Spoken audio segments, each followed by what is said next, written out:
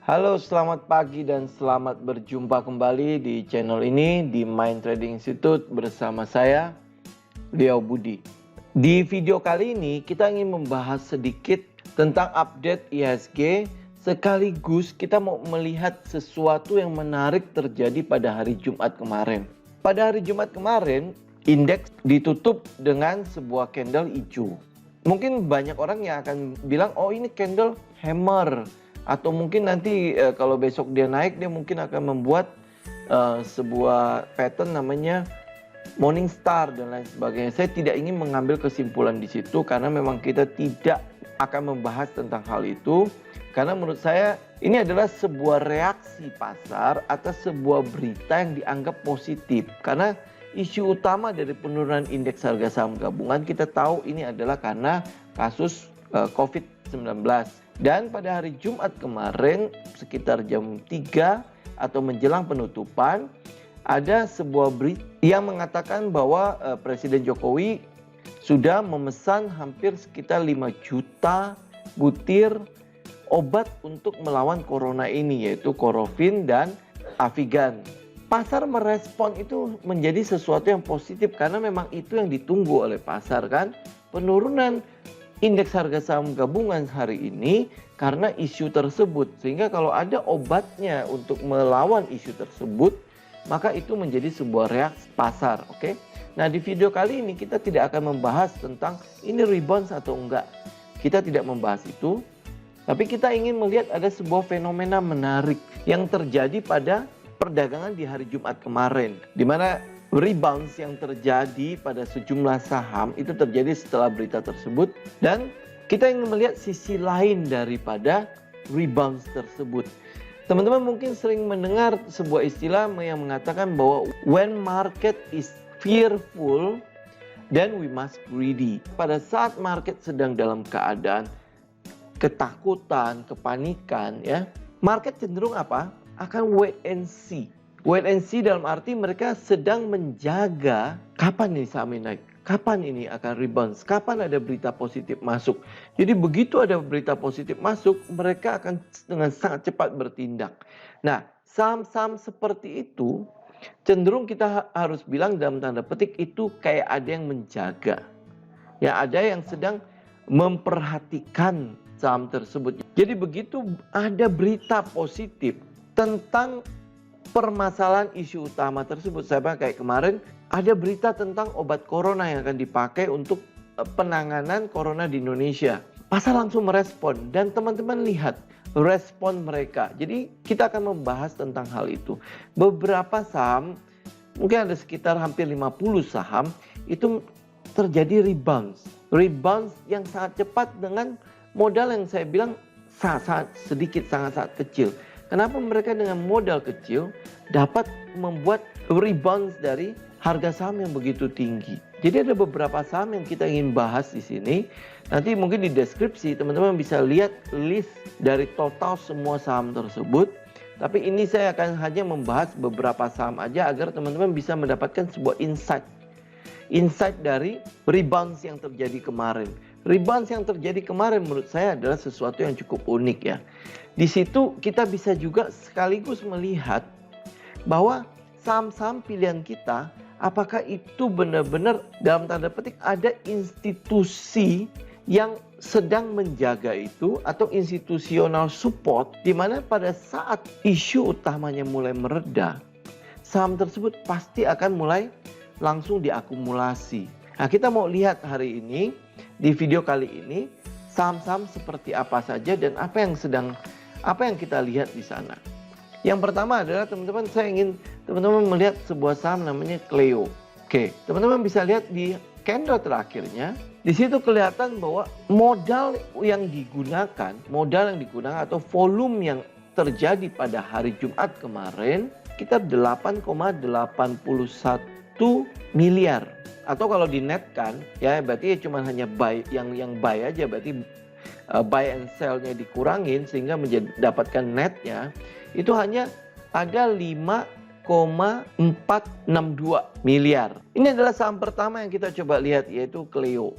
Teman-teman lihat candle terakhir. Candle itu hijau, itu terjadi pada jam-jam terakhir indeks harga saham gabungan mau tutup. Ya, itu terutama adalah pasar sedang merespon berita tersebut. Kita bisa lihat dalam chart yang 1 jaman, teman-teman lihat, ini pada jam, direspon pada jam, mulai dari jam 11 sampai jam 2 siang. Itu pasar merespon itu. Artinya, pasar sudah tahu bahwa akan ada pengumuman tentang berita tersebut.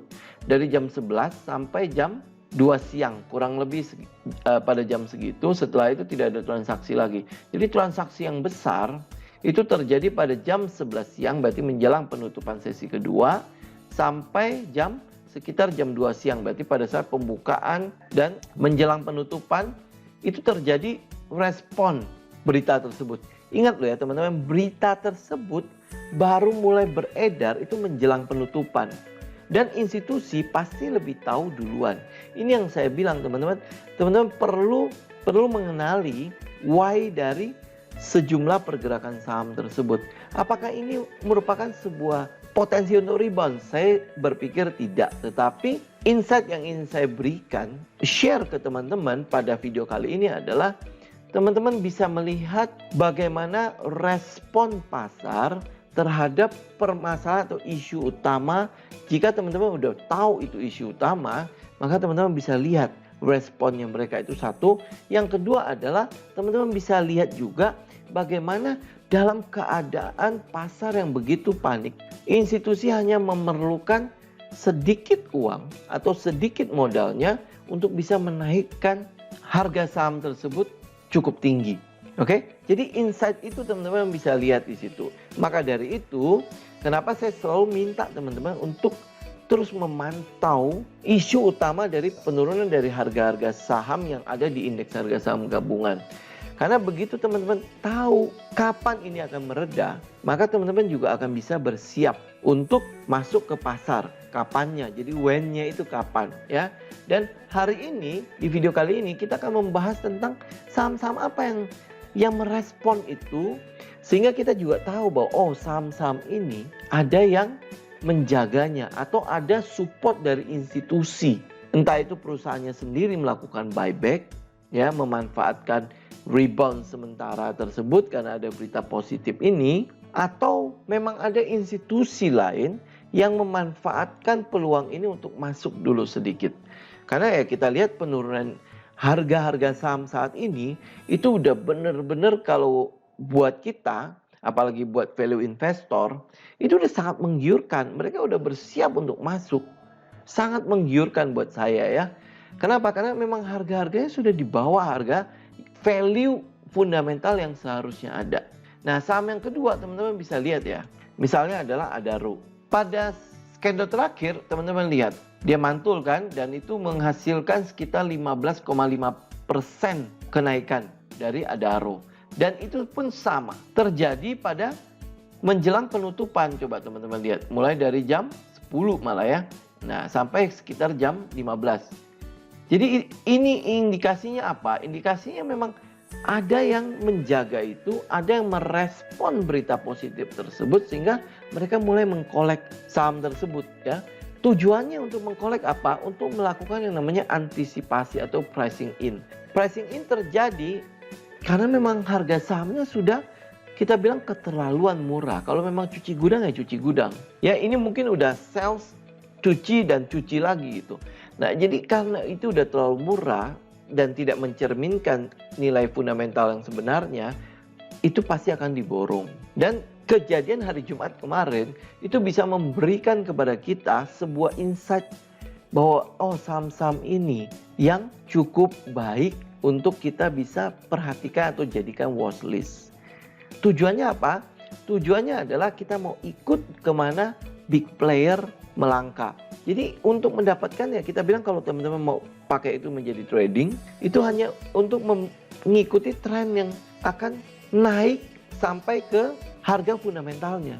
Misalnya contoh kayak Adaro gitu ya, kita nggak tahu dia akan turun sampai ke berapa. Misalnya kayak kemarin adalah di sekitar 600, Kalau dia bisa sampai misalnya ke 900 kembali atau 1000 kembali, itu teman-teman dalam waktu singkat bisa untung Rp400. Itu akan hampir sekitar 80%. Mari kita lihat saham yang lain lagi. Oke, saham lain misalnya BRPT. Saham lain misalnya BRPT. Teman-teman lihat BRPT. Dia mulai rebound juga sama. Ya, dari jam 11 mulai sampai ke jam 3. Kita lihat saham yang lain adalah Indika Energy. Kenapa sejumlah saham pertambangan kok kayaknya melonjak ya, naik ya? Satu, teman-teman mesti perhatikan kembali lagi isu utama kan. Isu utamanya adalah penurunan semua indeks global adalah karena COVID-19. Nah, yang terjadi saat ini teman-teman bisa lihat ke market utamanya, komoditasnya Indonesia, yaitu Cina. Cina udah mulai selesai. Kemungkinan besar mereka akan mulai bergeliat kembali. Dengan bergeliat kembali, mereka membutuhkan yang namanya sumber energi. Jadi memang kalau saya bilang adalah wajar saham-saham batubara mulai naik kembali, mulai naik duluan. Karena mungkin ada permintaan dari Cina yang kembali datang untuk kebutuhan energinya. Jadi kita melihat adalah pasar mulai antisipasi hal tersebut. Saham yang lain misalnya sama ya, kalau misalnya teman-teman lihat satu sahamnya lagi adalah PTBA. Ini masih saham energi juga kan. Kemarin hari Jumat kemarin mereka rebound, bahkan sampai sore sekitar jam 3 sore itu semua rebound ya. Jadi mereka udah melakukan antisipasi terhadap berita tentang pemakaian obat yang akan dipakai untuk pasien corona. Saham yang lain, ini beberapa saham aja yang akan kita bahas. List lengkapnya teman-teman bisa lihat di deskripsi. Saya nanti akan share di deskripsi. Teman-teman lihat, ini dari jam 11 sama kan sampai jam 5 sore. Ini adalah BCBR. Termasuk juga MSP. Beberapa saham pilihan kita yang di video-video sebelumnya juga terjadi rebound di situ. Lihat ya teman-teman ya. Dari jam 10 sampai jam 3 sore. Artinya institusi ini memang sudah tahu akan ada berita tersebut. Jadi mereka sudah melakukan antisipasi.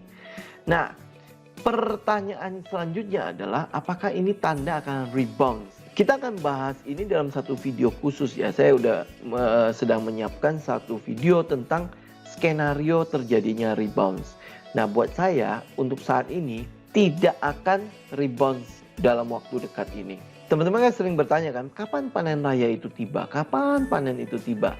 Nah, panen raya itu akan tiba, nanti kita akan bikin satu video tentang itu, beberapa skenario teman-teman nanti bisa lihat. Pertanyaannya kan adalah, apakah ini rebound? Saya berpikir adalah mereka melakukan antisipasi duluan.